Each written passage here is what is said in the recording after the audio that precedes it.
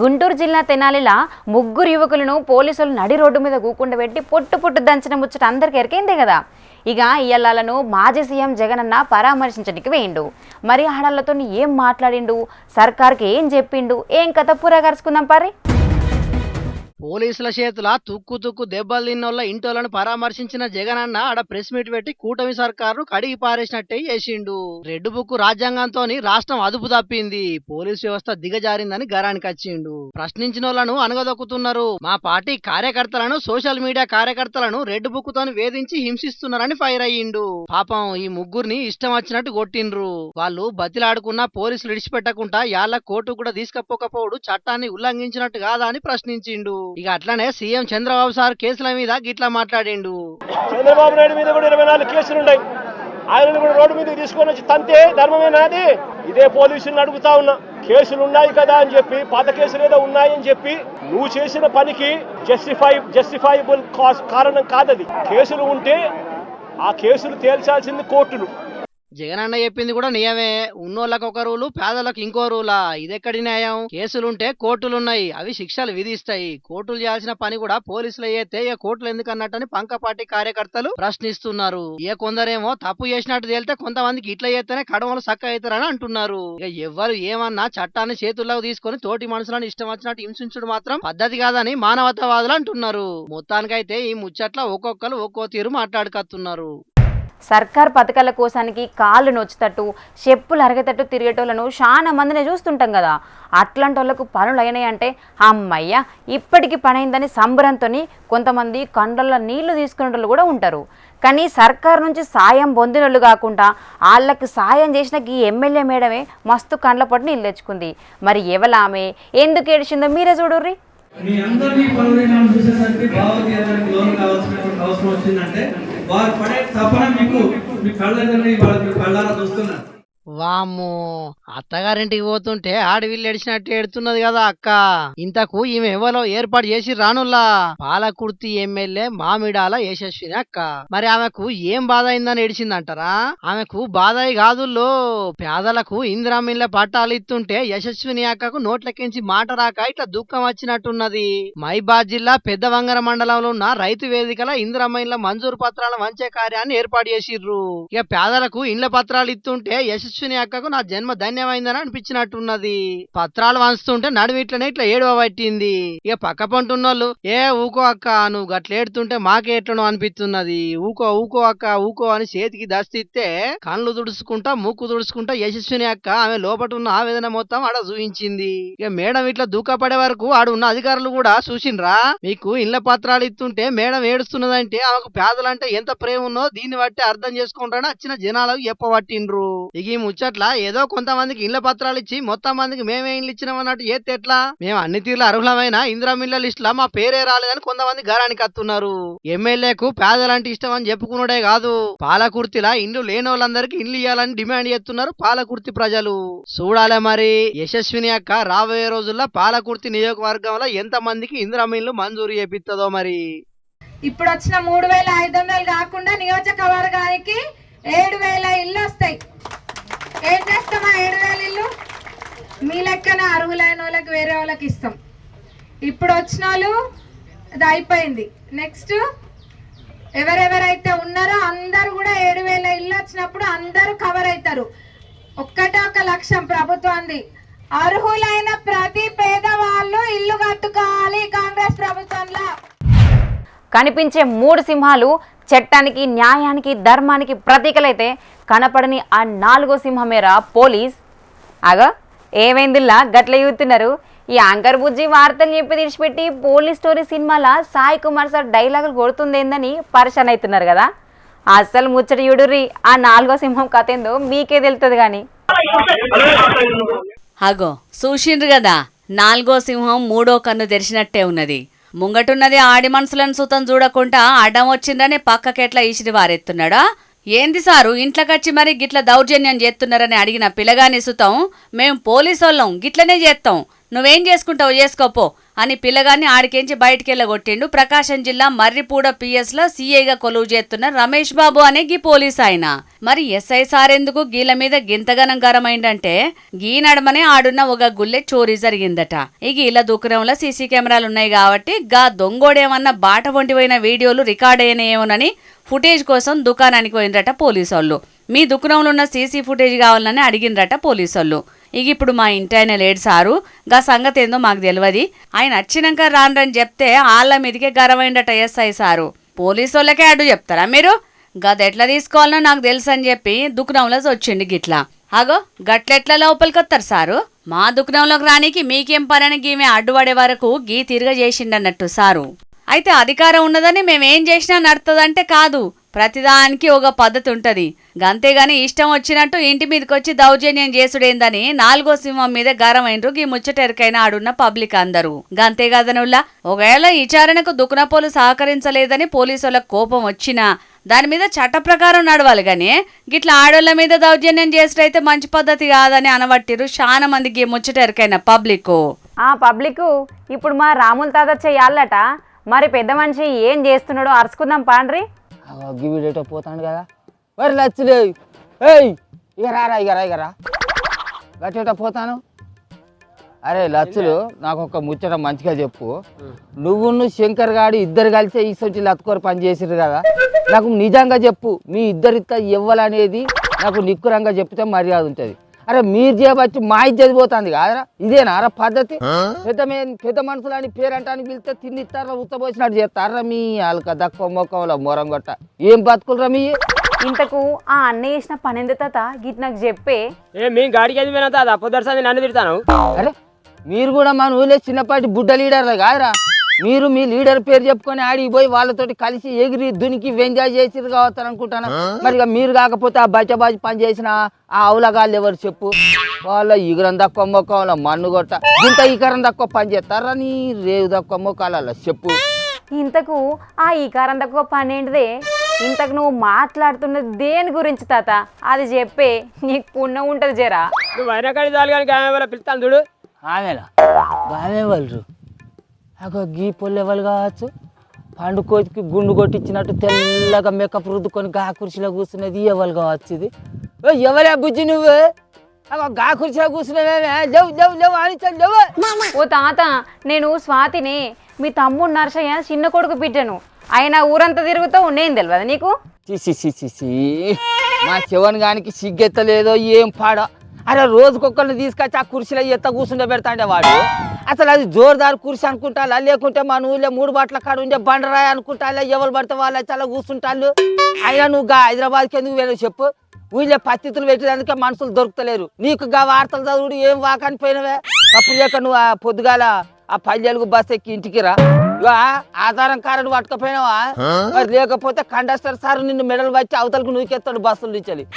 జల్రా శిషి, ఈ ముస్లో నీ ఊకే నన్ను మందలు ఇస్తాను కదా, జనాల ముంగట నా ఇజ్జత్ అంతా తీస్తాడు. తాత నీకు దండం పెడితేనే ఆ ముచ్చట నేను నీకు ఫోన్ చేసి మాట్లాడతా కానీ ఇంతకీ అంటే ముచ్చట ఏందో చెప్పు. అరే మొన్న వారం రోజుల కిందట వీళ్ళు లచ్చులు గాడు శంకర్ గాడు ఇద్దరు కలిసి ఆంధ్ర పోటీలు జరిగే కాడికి పోయిరట పిల్ల అంచను. మరి పోయిన కాడనైనా పోయినట్టుంటే పురుగులేనా ఇవి? మరి అక్కడ ఏమన్నా పూరంబోకు పనులు చేసి రారా బచ్చవాజీలు గాలారా అని అడుగుతాను అంచను. అయినా చెప్తాడు వీడాగో బెల్లంకొచ్చి రాయి లెక్క నిలబడతాడు. ఆగో గాడేం పోరంబోకు పనులు చేస్తారే, అయినా గా ముచ్చటకి ఇప్పుడు నువ్వెందుకు ముందటేసుకున్నావు చెప్పు? ఎందుకు అని అంటే అవతల మన రాష్ట్రం పరువును మన దేశం పరువు మొత్తం తీస్తుందట. ఆమె పేరేడిది? ఆ పొల పేరు మంచుకుంటుంది రా, నాలుక తిరిగి పాడవుతుంది యాది కదా, పిల్ల మాగి అనేట ఆమె. ఓహో, మీ సింగ్లాండ్ బిల్ల మ్యాగీ అలిగి అలా దేశం పైన ముచ్చట తెలుసుకొని నువ్వు వీళ్ళని అడుగుతున్నావా? అయినా ఆ ముచ్చట మీద సర్కారు ఒక కమిటీ వేసింది కాదే, వాళ్ళు చూసుకుంటారు కానీ ఈ బొంద తెలుసుకుంటారు. వాళ్ళ ముచ్చట్లలో జల్లిన లంగెవలో దొంగెవలో తెలుసుకొని జనాలకు చెప్పేది ఉంటే మంచిగా ఉండు. వాళ్ళు జల్లిన చెప్పరా, బయట జనాలేమో 10 మంది 10 తీర్ల మాట్లాడుకోవచ్చు. కాంగ్రెస్ పార్టీ నాట ఎవరో లీడరు ఆ పిల్ల నాట అక్కల ముక్కల మాట్లాడిండట. అందుకే ఆ పిల్ల అలిగి వాళ్ళ దేశం పోయిందట అని చెప్పుకోవచ్చింది. ఎవరినో వాళ్ళని మూయిస్తావు చెప్పు. ఇగో ఏమోనే మందేమో అట్లా అనుకుంటారు. ఇటు చేయి పార్టీ ఎంపీ శ్యామల కిరణ్ కుమార్ రెడ్డి సారేమో కారు పార్టీ మనుషులే ఆమెకు పైసలు ఇచ్చి ఇగో ఇసొంటి మాటలు చెప్పిత్తురని అంటాడు. మరి దీంట్లో నిజమేదో అబద్ధమేందో భగవంతునికే తెలివన్నే. మంచిగా ఉన్నది కథ. అరే సర్కారే వీళ్ళ చేతులు ఇండే. మరి ఆ పిల్ల మాగి అనేట ఆమెకు పైసలు ఇచ్చి ఇసొంటి మాటలు మాట్లాడిపించి ఆ బీఆర్ఎస్ పార్టీ నాయకుడు ఎవడో వాడిని దొరకబట్టి వాడిని లాగుల తొండలు దొరిచ్చి వాడిని తోలంతా మండ చంపితే ఏమవుతుంది కావచ్చు. అది తెలుసుకునే తరీక తెలుతలేదు వీళ్ళకు. ఇక ఎట్లాగో ప్రజలు ఇచ్చిన పదవి ఉన్నది కదా అని మైకుల ముంగడికి వచ్చి ఎట్లా పడితే అట్లనే నోటికి దోసింది మాట్లాడితే చెల్తుందా? ఇదేనా పద్ధతి తరీక? ఆ మిల్ల మ్యాగి ట్వీట్ల మీద ట్వీట్లు పెడుతుంది, నన్ను ఒక వేష లెక్క చూసిరాలని.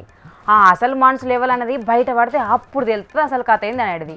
ఇంకెప్పుడు ఉన్నిజ్జతంతా పోయినాకనా? అరే ఆ పిల్ల మాగి అనేట ఆమె తోటి మరి అందాల పోటీలు జరిగేటప్పుడు ఎవరు ఆమె దగ్గర కూర్చున్నారు, ఆమె తోటి ఎవరు మాట్లాడిర్రు, ఎసొంచి మాటలు మాట్లాడిర్రు అనేది అక్కడ తీసిన వీడియోలు అవి ఏంటి ఉంటాయి కదా, వాటిల్లో చూసి తెలుసుకొని ఆ బయటవాజి గాడు ఎవడో వాడిని తీసి లోపల నూకేదందుకు ఇదంతా పెద్ద రాద్దాంతం చేయవచ్చు.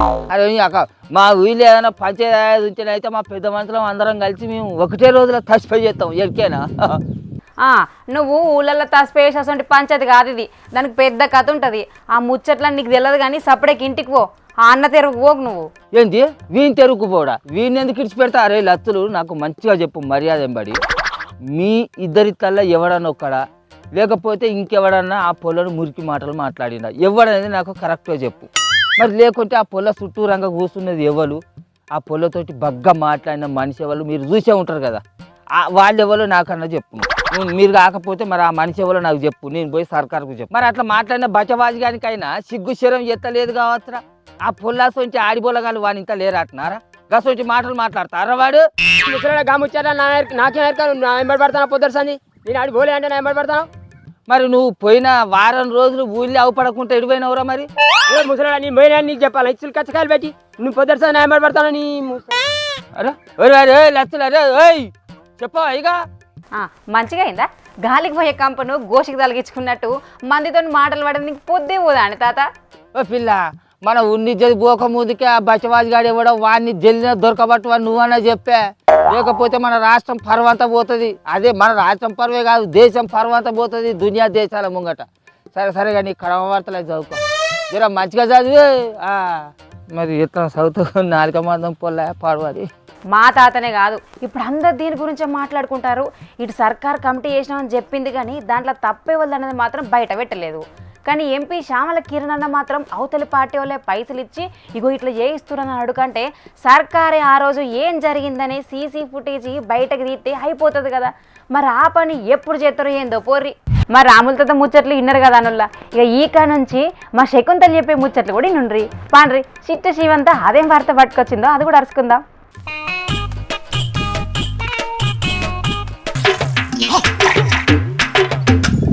దేనికి ఎక్కువ ప్రజాదర్బార్కి పోయిందా, ఇంటికి పోయిందా, అందాల పుట్టికి పోయిందా, దేనికి పోయింటాడు రేవంత్ సారు? ఓ బౌరూపుల్దానా వార్తలు చెప్పని ఊళ్ళకి వెళ్ళి నీకు నువ్వే ఏమేమో లెక్కలు పెడుతున్నావేంది? ఇది కూడా ఆర్తనేనే షిప్రెంట్కెళ్ళదానా? ఇప్పుడు ఈ తెలంగాణలో ఇది ట్రెండింగ్లు ఉన్నదే దేవుడా. అబ్బో గంత ట్రెండింగ్ ముచ్చటేందో జర చెప్పరాదు? సీఎం సారు ఢిల్లీకి ఎక్కువ మాటలు పోయిండా, ప్రజాదర్బార్కి ఎక్కువ మాటలు పోయిండా, అందాల పోటీకి ఎక్కువ మాటలు పోయిండా అని ప్రజలందరూ దీని గురించే మాట్లాడుకుంటున్నారే. అవు గాని అసలు సార్ ఢిల్లీకి పోయిండా, ప్రజా దర్బార్కి పోయిండా, అందాల పోటీలకు పోయిండా? చూసినవానే ఇవ్వరిదాకా నన్ను లెక్కలు వేసుకుంటానో అని అడిగినావు కదా, ఇప్పుడు నువ్వు కూడా లెక్కలు వేసుకుంటున్నావు కదనే. సాల్తీ సంబరం. నా లెక్క ప్రకారంగా ఖచ్చితంగా ఢిల్లీకి ఎక్కువ మాటలు పోయి ఉంటాడు సీఎం సార్ తెలుసా? ఢిల్లీకి అని అంత ఖచ్చితంగా నువ్వెట్లా చెప్తున్నావే? ఒక్క అందాల పోటీకే ఇప్పటి వరకు 6 మాటలు హాజరైనట రేవంత్ సారు. ఓ శ్రీ పిచ్చిదానా, 36 మాటల ఢిల్లీకి పోయి 3 రూపాయలు తెచ్చింది అప్పట్లో కేటీఆర్ అన్న ముచ్చట మర్చిపోయినావా? అట ఇంకా మళ్ళీ 5-6 మాటలు కూడా పోయి ఉంటాడు. అసలు సంగతి మర్చినవే అక్క, ఢిల్లీకి 40 సార్లు పోయి ఉంటాడు రేవంత్ సార్. కానీ 3 వారాల్లో అందాల పోటీకి 6 సార్లు పోయిండట రేవంత్ సారు. 6 మాటలు ఎక్కడ 5 మాటలనే కదా. అందాల పోటీకి 5 మాటలు వేయండి కానీ ఐకేపీ కళ్ళ కాడికి ఒక్క పరు కూడా పోలేదని మొన్న హరీష్ రావు సార్ కూడా అన్నాడు కదా. అక్క జోరుదార్ వార్తలకు నేను కొత్త కావచ్చు, వార్తలు నాకు కొత్త కాదే, అందుకే చెప్తా పిచ్చి మొక్కందాను అప్పుడప్పుడు వార్తలు చూడే అని. అంటే ఇప్పుడు నేను చెప్పేది తప్పంటావా? తప్పే. ఎందుకంటే గవర్నర్ సారు రాజ్భవన్లో అందాల భామలకు అందరికీ పెద్ద విందు ఏర్పాటు చేసిండట. మళ్ళా ఇందుకు సీఎం రేవంత్ సారు మళ్ళీ పోయిండు. అబ్బో బగ్గా హుషారే ఉండవే నువ్వు. ఏదో పత్తేరు పోకుండా తిప్పలు పడుతున్నాను పట్టుకతే నా సీటుకి ఎసరు పెట్టేటట్టున్నావుగా. అందాల పోటీ ప్రజా దర్బార్ ఏ కాదు అందాల పోటీ ప్రజా దర్బార్కి ఎక్కువ మాటలు పోయిన మాట నిజమే కానీ మరి అందాల పోటీకి ఎక్కువ మళ్ళేంది నీ లెక్కలు? ఏం లేదే అక్క. అందాల పోటీకి ఎక్కువ మాటలు పోయిండా, ప్రజా దర్బార్కి ఎక్కువ మాటలు పోయిండా అని లెక్కలు వేసుకుంటాను నాకంతే. నువ్వు ఎన్ని లెక్కలేసినా సీఎం రేవంత్ సారు లెక్కలు వేరే ఉంటాయి కానీ ఇక ఉండు మరి. సరేగాని అక్క, చేపట్టలు ఇచ్చిన హామీలన్నీ అమలు చేస్తున్న పథకాలెన్ని? అమ్మా తల్లి నీకు దండం. కొత్త బీచ్ పొడు పొద్దురన్నట్టు చేయగాని పోనాడట నువ్వు. ఏందే మంచి వార్త ఏమో నువ్వే కదా నాకు చెప్పింది, మళ్ళీ మంచి గరం వార్త తెస్తేనేమో ఇజ్జత్ తీసినట్టు మాట్లాడుతానేవేందే. తెలుపా నేను పోతానా. చూసిరు కదా మా చెల్లె శకుంతల ముచ్చట్లు. గిదే ముచ్చట మీద అటు ఎగస్ పార్టీ వాళ్ళు ఇటు పబ్లిక్ సీఎం రేవంత్ సార్ను ఓ రేంజ్లో అరుచుకుంటారు. ఆయన నాకు తెలియక అడుగుతా, అందాల పోటీలకు సర్కారు వాళ్ళకు లింక్ ఏందుల్లా? దునియాల ఎక్కడన్నా అందాల పోటీలకు సర్కారు వాళ్ళు వంగ చూసిర్రా? ఒకవేళ పోతే గిన్ని మట్ల పోతారా? పెద్ద కథే ఉన్నట్టున్నది కానీ ఇక మనమైతే కడమ వార్తలు చూద్దాం పార్రి. తెనాలి పోలీసులు నడి రోడ్డు మీద 3 కోటింగ్ ఇచ్చడేమో కానీ ఏపీల పాలిటిక్స్ ఓ రేంజ్లో నడుతున్నాయి ఉల్లా. జగన్నాథ్ సారు దెబ్బలు తిన్నోళ్ళింటికి పరామర్శకని పోతే గంజాయి మామకు స్వాగతం అని ట్వీట్లు పెట్టి మరీ గాలి తీసిరు సైకిల్ పార్టీ వాళ్ళు. అగో అంటనే ఉన్న డిప్యూటీ స్పీకర్ రఘురామకృష్ణరాజు కూడా రానే వచ్చిండు. అందరికీ నమస్కారం. నమస్కారం సారు.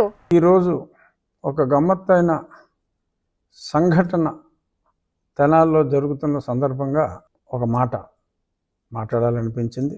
నాకు తెలుసు సారు ఇవాళ ఈ ముచ్చట చెప్తారని. ఒక అలవాటుగా మారిపోయిన ఆ దుండగులకి ఏ శిక్ష విధించినా తప్పులేదు. కానీ ఎగస్ పార్టీ వాళ్ళు తప్పు అంటారు కదా సారు.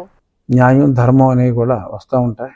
అధర్మం ఏం కాదు, అన్యాయం ఏం కాదు, కానీ డెఫినెట్గా చట్టానికి కాస్త వ్యతిరేకమే పబ్లిక్లో అలాగా చేయటం. అవు సారు జగన్నాథ్ సారు గాలని పరామర్శించుడేంది? అసలు పబ్లిక్ ఏమనుకుంటారని కొంచెం ఆలోచన చేయొద్దా? ఈరోజు మరి అతనికి మద్దతు తెలియజేయటం కోసం సలహా చెప్పిరని మీరు అనుకుంటారు సారు. జగన్నాథ్ సార్ అనుకోవద్దా? అసలేగా సారు ఎవ్వల మాటినడని బయట పెద్ద టాక్ ఉన్నది. మరి అప్పట్లో ఎంపీగా అదే పార్టీలో ఉన్న నన్ను 4 మంచి వ్యాఖ్యలు చెప్పినందుకు, అంటే సలహా, ఇప్పుడు క్రిటిసిజం ఎప్పుడూ స్ట్రాంగ్గానే ఉంటుంది. ఆహా మీ పాయింట్ నాకు ఇప్పుడు అర్థమైంది సార్.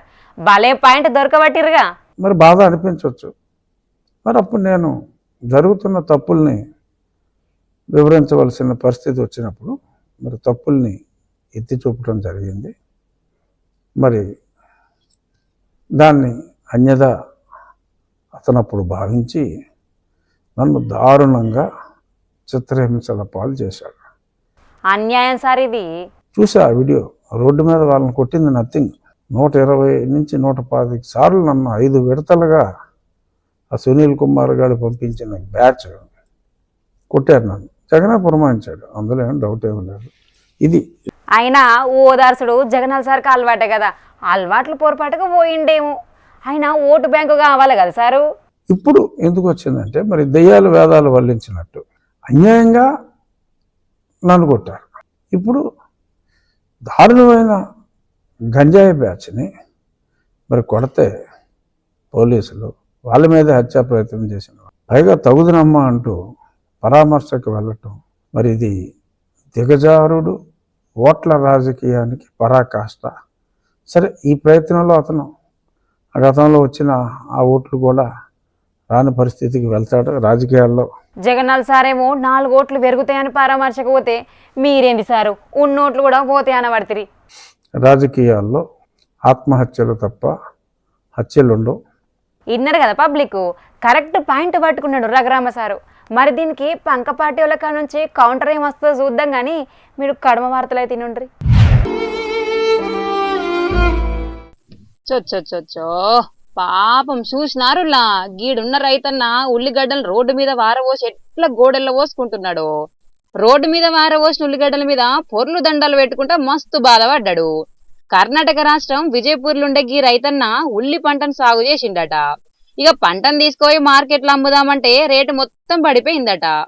క్వింటల్కు 1000 దాకా వస్తుంది కావచ్చు అనుకుంటే 200 రూపాయలకి అడిగిర్రట. ఈ అవ్వ 6 కాలం కట్టబడి పండించిన పంటకు గిట్టుబాటు ధర లేకపోవడే కాదు, ఉన్న రేటు కూడా ఎవ్వరు కొంటలేరు. ఇక ఇట్లయితే మా రైతులు బతికేదెట్లా? ఇప్పటికే లక్షల కమానం పెట్టుబడులు పెట్టి అప్పుల పాలైతివి. పంటను అమ్ముకొని వచ్చిన పైసలతోని ఇల్లు నడుపుదామంటే మార్కెట్లు ఎవ్వరు కొంటలేరాయ్. ఇక మేము ఏం చేద్దాం రావులా, మా రైతుల బతుకులన్నీ గిట్లా ఆగమైతున్నాయని ఏడ్చుకుంటా రోడ్డు మీద నిరసన చేసిందన్నట్టు గీ ఉల్లి పంటను వేసి నష్టపోయిన రైతన్న. కానీ టమాటా ఉల్లిగడ్డ రేట్లయితే అటు స్టాక్ మార్కెట్ నడిచినట్టే నడుతున్నాయి. ఉల్లా ఎప్పుడు పెరుగుతాయో ఎప్పుడు డమాలను పడిపోతాయో తెలియకుండా రైతన్నలను మస్తు పర్సన్ చేస్తుంటాయి. వీటిని నమ్ముకొని పంటను వేసుకుంటే రాత్రికి రాత్రి లక్షాధికారులు అయిపోతుంటారు కొందరు. ఇగో ఇంకొందరైతే రేట్లు లేక గిట్లనే పంటను రోడ్డు మీద వారవోసి పర్షాన్ అవుతుంటారు. కానీ మార్కెట్ల దళాలు చేయబట్టి అటు రైతులు ఇటు పబ్లిక్ నట్టపోతున్నారు.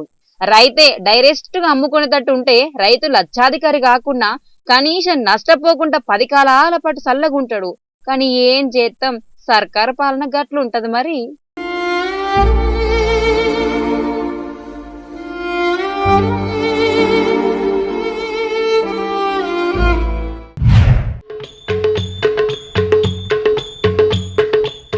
అయోధ్య రామ మందిరానికి భక్తులు బగ్గనే కానుకలు ఇచ్చుకుంటున్నారులా. ఇప్పటికే కొందరు బంగారం, ఎండి, గుళ్ళె గంటలు, తాళం గిట్ల ఎన్నో సమర్పించుకుని రాముని మీద పాయరాన్ని చూపెట్టుకున్నారు. ఇక ఇప్పుడైతే ఒక యూనిక్ లక్ గడియారాన్ని తయారు చేసి కానికిచ్చిండు అయోధ్యలున్న అనిలన్నగి అన్న. అయోధ్యలోనే కూరగాయల మార్కెట్ దందా ఎత్తరట గీ అన్న. అన్నకు చిన్నప్పటికించి కొత్త కొత్త వస్తువులు కనిపెట్టడంటే మస్తు పాయరమాట. ఇక 25 ఏళ్లకించి గిట్లనే ఏదోటి కొత్త వస్తువును తయారు చేస్తుండన్నట్టు. అయితే రాముని మందిరంలో కూడా మంచి గోడ గడియారాన్ని తయారు చేయాలని అనుకుండట. మళ్ళీ గది కూడా యూనిక్ లాగు అంటే ప్రత్యేకమైన డిజైన్ తోని గోడకు పెడితే అందంగా ఉండాలని ఆలోచన చేసి ఈ గడియారాన్ని తయారు చేసిండట. మొత్తం 7 దేశాల టైంను ఒకటే మల్క చూపెట్టేటట్టు ఈ గడియారాన్ని తయారు చేసి గుడికి కానికిచ్చిండు గిట్లా. అంటే బయట దేశాలకించి చూద్దాం అయోధ్యకు భక్తులందరూ వస్తారు కదా, అందుకే అన్ని దేశాల టైంలో నచ్చేటట్టు తయారు చేసిండు అన్నట్టు. గుళ్ళె పనులన్నీ పూర్తయినాక ఈ గడియారాన్ని లోపల పెడతారట. ఇక ఈ వీడియోలు సోషల్ మీడియాలో వైరల్ అయ్యే వరకు అన్న టాలెంట్ ను తారీఫ్ చేసుకుంటూ కామెంట్లు పెడుతున్నారు చాలా మంది.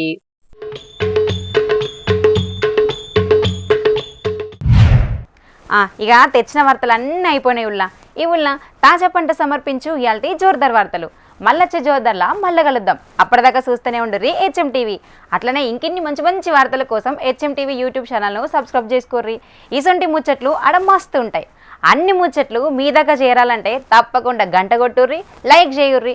ఆ ముచ్చట్ను మీ దోస్తులకు షేర్ కూడా చేయుర్రి. ఏమంటున్నాం? సరే మరి, టాటా.